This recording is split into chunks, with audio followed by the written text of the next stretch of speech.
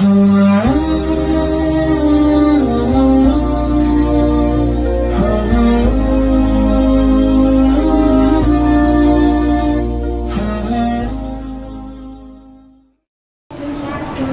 kita sebagai seorang muslim, seorang mukmin, orang beriman,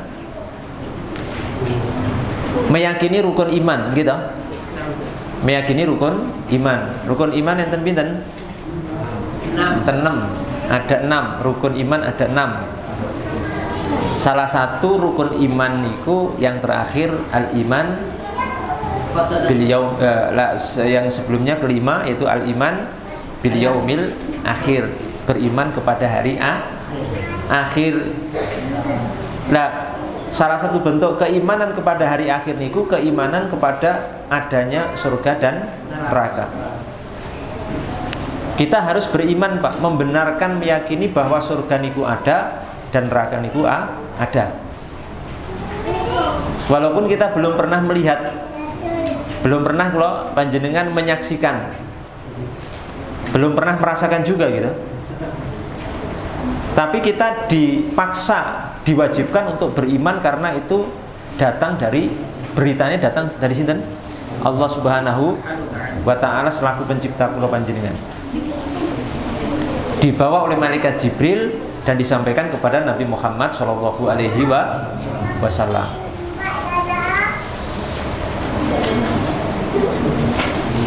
Surga niku kan kula sampaikan ya fakta tentang itu. Surga, Bapak Ibu, swarga, surga niku merupakan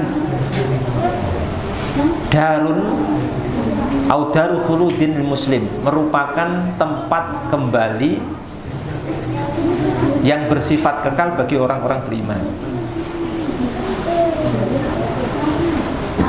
Paham nggih? Surga niku merupakan tempat akhir, tempat kembali yang terakhir bagi sinten? Orang-orang beriman atau orang-orang muslim. Jadi nanti setelah surga niku tidak ada lagi Pak kehidupan lanjutan mboten enten.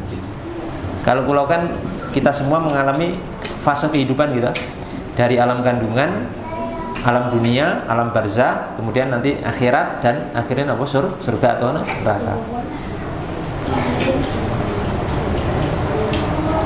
Nah, surga itu tadi sudah kami sampaikan nih bahwa surga niku merupakan tempat yang Allah sediakan yang nanti kekal abadi di situ bagi orang-orang beriman, orang-orang muslim, yaitu sinten wa huwa man mata 'alal Islam, orang-orang yang wafat di atas keislaman. Keislaman seorang sing wafat statusnya sebagai seorang muslim itu tempat kembalinya pasti ke surga nih. Walaupun mungkin ada seorang yang sebelumnya itu takut dama minhu kufrun. Jadi enten orang Islam yang sebelumnya kufur, kafir, tapi tetap akhirnya muslim niku tetap nanti masuknya gitu ke surga. Masuk surga Allah Subhanahu wa taala. Walaupun diawali kekufuran. Jadi misalkan enten seorang yang sebelumnya kufur, kafir, kemudian masuk Islam, akhirnya yang terakhir adalah muslim, maka niku juga berhak masuk surga. Dan mungkin juga ada ngeten, seorang muslim tapi murtad bola bali, gitu. Muslim murtad, tapi akhirnya muslim terus wafat, maka niku juga akan masuk surga Allah Subhanahu wa ta'ala.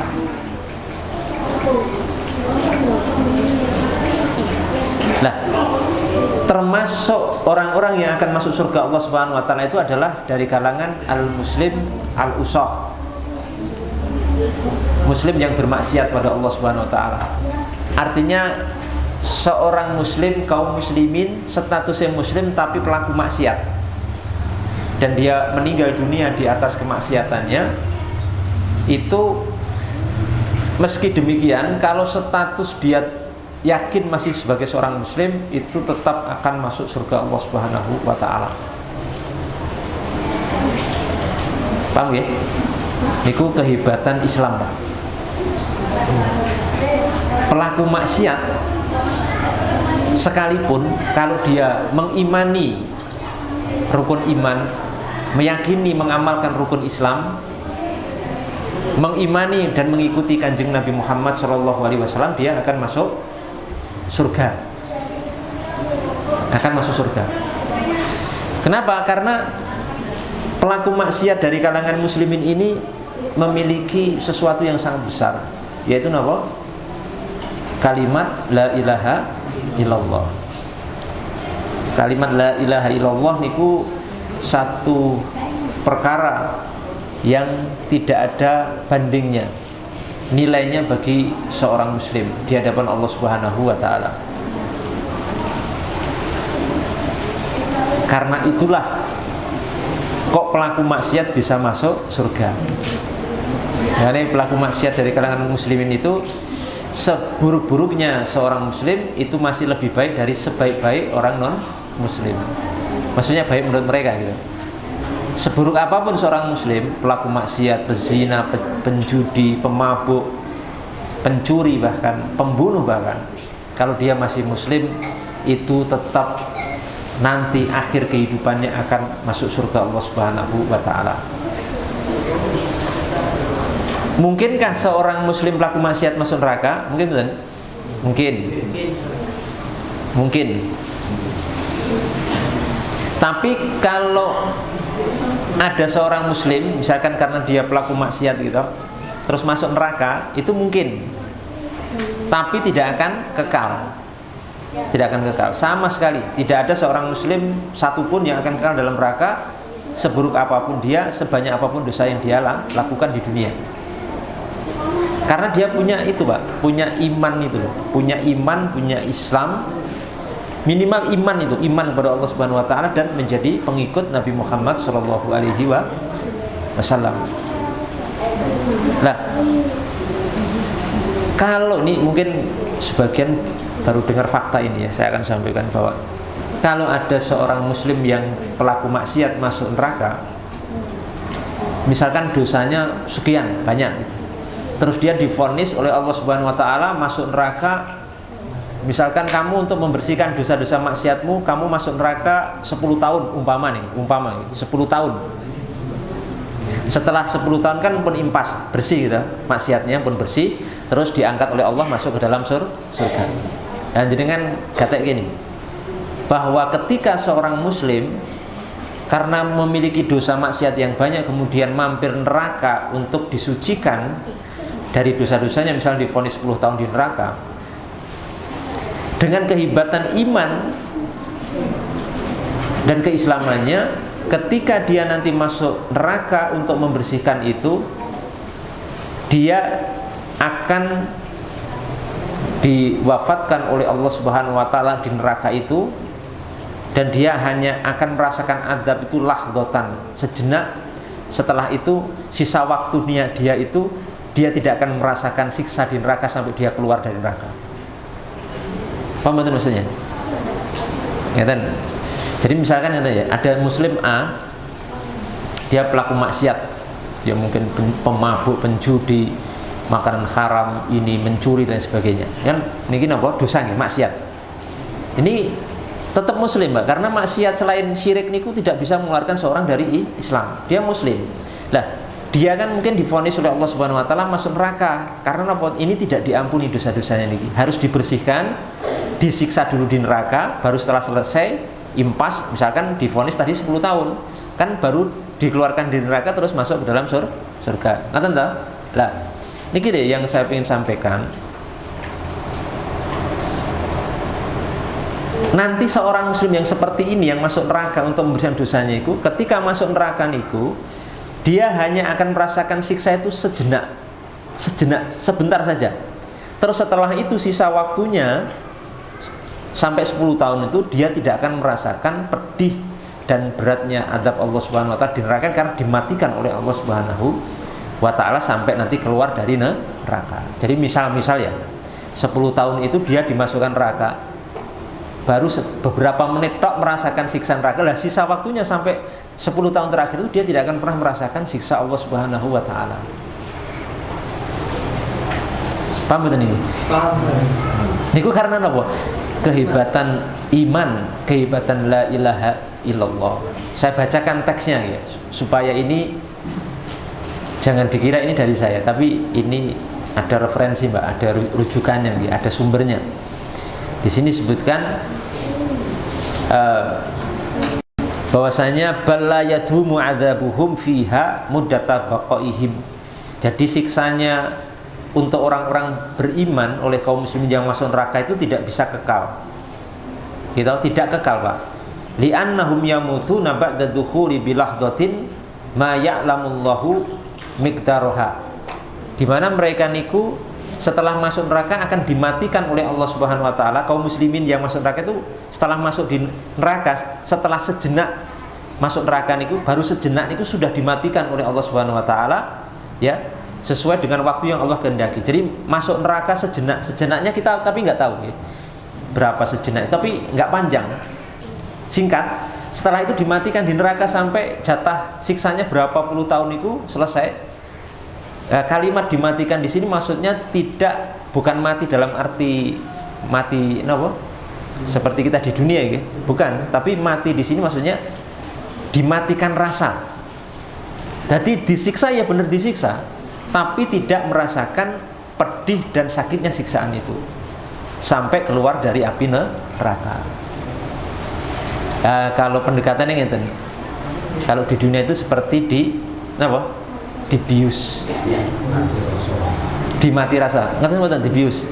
Dibius misalnya jenengan dioperasi, dibedah perutnya dibedah nih. Sakit mboten? Tidak merasa sakit. Tiba-tiba pun selesai kita. Ada bekasnya, ada. Memang dibedah, perutnya dibedah, memang benar dibedah. Selesai pun terasa, gitu terasa ada bekasnya gitu. Tapi kita tidak merasakan sakit. Nah nanti kaum muslimin juga seperti itu. Yang punya iman, punya keislaman itu ketika sekalipun dia masuk neraka untuk menebus dosa-dosa maksiatnya, orang ini tidak akan merasakan siksa api neraka sampai akhir, dan dia hanya merasakan di awal saja sejenak, hanya sejenak, ya. Dan nanti setelah rampung jatah di neraka dia sekian tahun, waktu mau dikeluarkan itu baru fala yuhyuna hatta yakhruju minha, maka Allah Subhanahu wa taala baru akan menghidupkan, mengembalikan rasa dia itu saat dia mau keluar dari api neraka. Niki sumbernya di sini di kitab ini. Qaumul Tughyan halaman 14. Kitab Qaumul Tughyan halaman 14. Ya, mungkin jadi luar biasa ya jadi seorang muslim ini. Tapi niki bukan berarti niki pembenaran untuk pelaku maksiat. Gitu, terus kan bukan terus nanti justifikasi membenarkan atau memberikan dorongan motivasi untuk melakukan maksiat, mboten ngoten. Ya. Tidak begitu maksudnya. Tapi kita ingin menjelaskan bagaimana keluar biasaan, kehebatan Islam dan iman dan kalimat la ilaha illallah yang ada di hati kita. Makanya ampun sampai kula jenengan sampai murtad naudzubillah dari agama Islam sampai akhir hayat kita. Wala tamutunna illa wa antum muslimun. Dan orang pelaku maksiat saja nggih punya kemungkinan masuk neraka, tapi juga bisa tidak masuk neraka, diampuni oleh Allah. Sekalipun masuk neraka cuma seperti itu kondisinya, apalagi orang-orang yang taat pada Allah Subhanahu wa taala. Orang-orang yang hari-harinya beribadah, taat kepada Allah, menjalankan perintahnya, menjauhi larangannya, menghidupkan masjid, ya sholat 5 waktu berjamaah, puasa Ramadan, membaca Al-Quran dan lain sebagainya, sedekah. Insya Allah Bapak Ibu sekalian, kula panjenengan akan menjadi orang-orang yang berbahagia kelak di hari kiamat. Enten kisah gitu. Malaikat penjaga neraka niku namanya sinten? Ya? Dereng kenalan? Dereng kenalan? Oh, kenalan dia nih. Tak kenal maka tak sayang. Makanya jenengan kenalan dia kali malaikat penjaga apa? Neraka. Tak kenal maka tak sayang. Penjaga neraka niku namanya malaikat sinten? Malik. Ini kisahnya panjang tapi saya ambil sing potongan ini. Jadi malaikat Malik niku diperintah untuk menyiksa ada seorang muslim masuk neraka. Tolong, diperintah oleh malaikat lain ya. Tolong ini orang siksa, malaikat Malik. Siksa dengan siksaan yang pedih. Dijegurke ke neraka, udah dijegurke ke neraka, Pak. Dimasukkan neraka. Terus malaikat Malik akan menyiksa orang itu. Akan menyiksa. Saat mau menyiksa, berhenti malaikat Malik. Dimarahi sama malaikat yang memerintah, loh, kok kamu tidak jadi menyiksa orang itu? Kok malah berhenti? Kenapa? Maaf, saya tidak menyiksa orang ini. Loh, sebabnya apa? Hayo siksa. Dibaleni lagi sampai 3 kali. Terus malaikat Malik menyatakan, bagaimana aku akan menyiksa seorang yang di dalam hatinya ada la ilaha illallah?